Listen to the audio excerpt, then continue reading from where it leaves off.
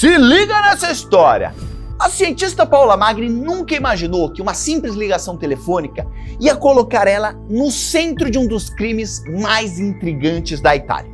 Em 2012, a Paola foi chamada para ajudar a resolver a morte misteriosa de uma adolescente. O corpo da jovem, que se chamava Federica, foi encontrado perto do tranquilo lago de Bracciano, que ficava a 50 quilômetros de Roma. A bolsa e o celular da jovem tinham sumido. Ela estava com o ombro deslocado e o seu cabelo, as roupas e os sapatos estavam todos molhados.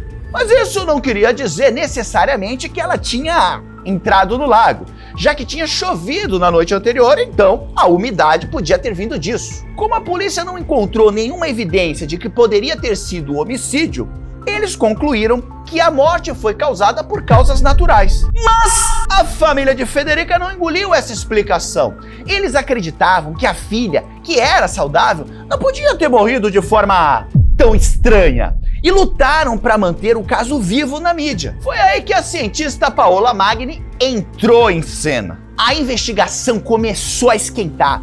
A cientista sugeriu testar as roupas do namorado da jovem para ver se encontravam plâncton, que são aqueles organismos aquáticos pequenininhos que vivem nos lagos. E ó, bingo, bingão! As análises encontraram plâncton igual ao do lago nas roupas do cara. Com essa descoberta, as autoridades reabriram o caso e fizeram uma segunda autópsia no corpo da Federica, e dessa vez procurando por plâncton no corpo dela. E adivinha? Eles encontraram. O namorado foi preso e depois de um longo julgamento, ele foi condenado por ter afogado a Federica. Desde pelo menos o século XIII, as pessoas sabem que criaturas pouco populares, como o plâncton, que eu dei nesse exemplo, ou os insetos, eles podem ajudar a resolver mistérios. Lá em 1247, o Sun Tzu, que era um juiz chinês, investigador de mortes para tribunais, ele escreveu o primeiro manual forense do mundo. O livro conta a história de um fazendeiro que foi encontrado morto, aparentemente por um objeto afiado em um campo de arroz. No dia seguinte, os investigadores fizeram todos os suspeitos colocarem suas fósseis, que eles usavam para o trabalho, no chão. Aí você sabe o que aconteceu? Várias moscas se aglomeraram numa única foice, atraídas obviamente por vestígios de sangue que eram invisíveis aos olhos humanos. E nesse momento, o dono daquela foice, que era o assassino, ele confessou, fui eu. Aliás, existem diversas outras formas de como esses pequenos animais podem ser aliados na investigação de crimes. Muitas vezes, os especialistas conseguem determinar há quanto tempo a pessoa morreu só olhando quais animais estão no corpo e em qual fase da vida eles estão. Isso acontece porque em cada fase da decomposição de um corpo, ele vai ser ocupado por diferentes tipos de criaturas. Isso nos leva ao assunto principal desse vídeo. O que realmente acontece com o nosso corpo depois que a gente morre? E já te adianto que isso não é um processo simples, porque o corpo ele passa por vários estágios de decomposição. Aliás, tá fedidinho aqui nesse cemitério, hein? Cerca de 15 minutos após a morte, se instala no corpo o pallor mortis, que nada mais é do que a palidez do cadáver que acontece por falta de circulação de sangue nas veias. De 2 a 6 horas surge o rigor mortis. Nessa fase, o corpo fica duro que nem pedra. Quando a gente está vivo, o nosso corpo ele precisa de energia, que é o famoso ATP, para contrair e relaxar a musculatura. Quando as células morrem por falta do oxigênio e também de nutrientes, o corpo para de produzir ATP. E aí, os músculos não conseguem mais relaxar. E por isso que eles ficam duros. Cerca de 36 horas após a morte vem a chamada proteólise, que é a quebra das proteínas. E isso desfaz aquela rigidez e deixa o corpo mole novamente, acabando com o rigor mortis. Além disso, as bactérias que vivem nas vísceras das pessoas, elas fogem do controle e começam a se reproduzir e consumir o corpo. Um estudo de 2014 descobriu que leva 58 horas para que essas bactérias se espalhem pelo corpo todo, indo até o fígado, baço, coração e cérebro. Enquanto elas se alimentam do corpo morto, elas liberam gases que causam o inchaço do corpo. Com o corpo inchado, a pressão interna começa a aumentar e começa a empurrar os líquidos entre as camadas da pele, o que faz a pele começar a deslizar. É como se a camada mais superficial da pele, chamada de epiderme, estivesse se soltando.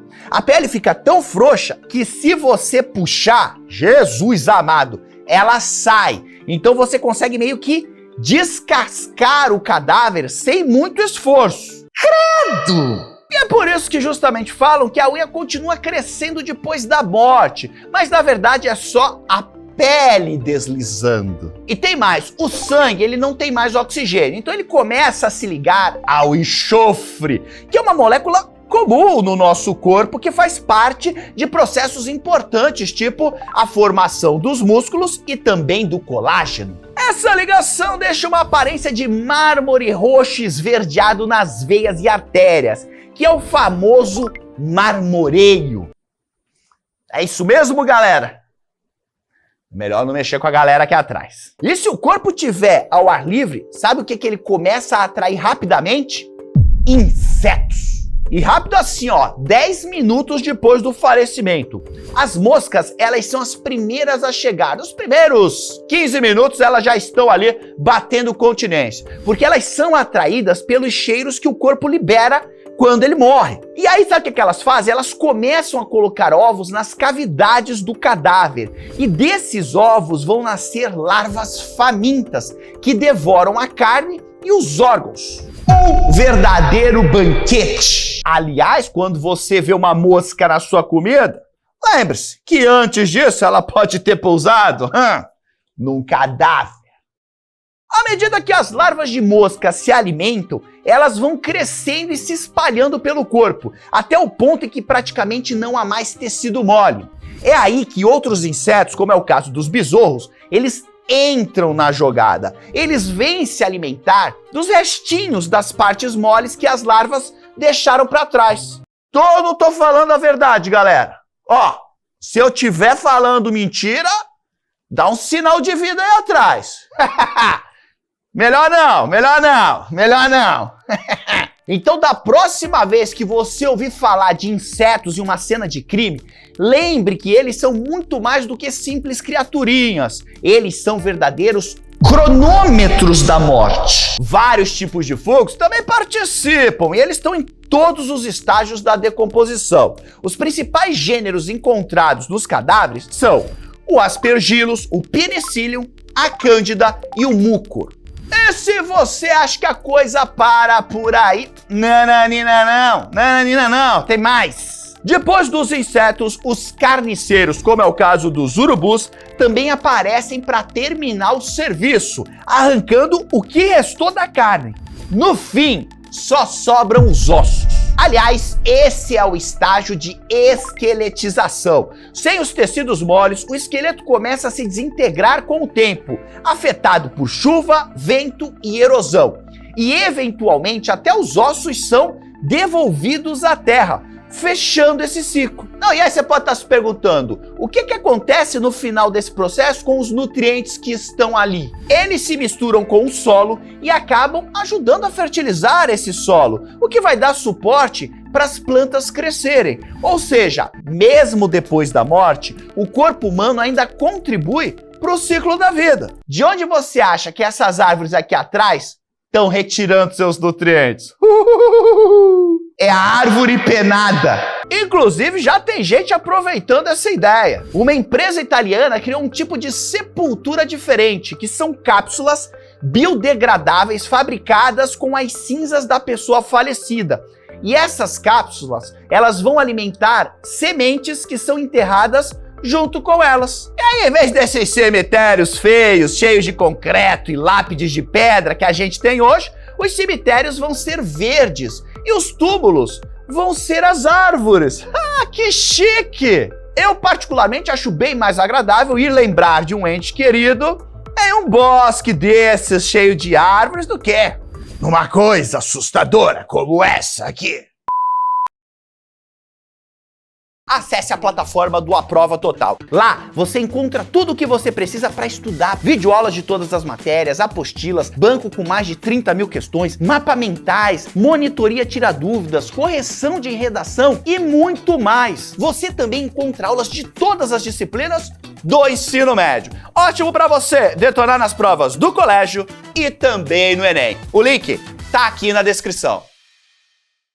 Lembra do caso que eu te contei da Federica no início desse vídeo? Aquela menina que foi morta no lago? Então, ele mudou a vida da pesquisadora Paola Magni de uma forma que ninguém poderia prever. Depois de resolver o caso de Federica, a Paola se tornou uma referência mundial em entomologia forense. Hoje, ela é uma verdadeira celebridade acadêmica na Itália e sempre aparece na mídia para falar sobre ciência forense.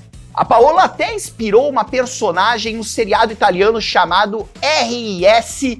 Delitti Imperfetti. Nossa, esse meu italiano tá terrível! Que é a versão italiana do CSI. Além disso, ela atuou como consultora e conselheira científica do programa italiano, que fez tanto sucesso que ganhou versões na França, na Espanha e também na Alemanha. Então, na próxima vez que você ouvir sobre insetos na cena do crime, lembre-se de Paola Magni e de como a ciência pode resolver até os mistérios mais difíceis. E se você gostou desse conteúdo, não esqueça de curtir, compartilhar e se inscrever no canal. No mais, desnecessário dizer que foi um grandíssimo prazer estar aqui com você. Valeu demais, obrigado, namastê, gratidão.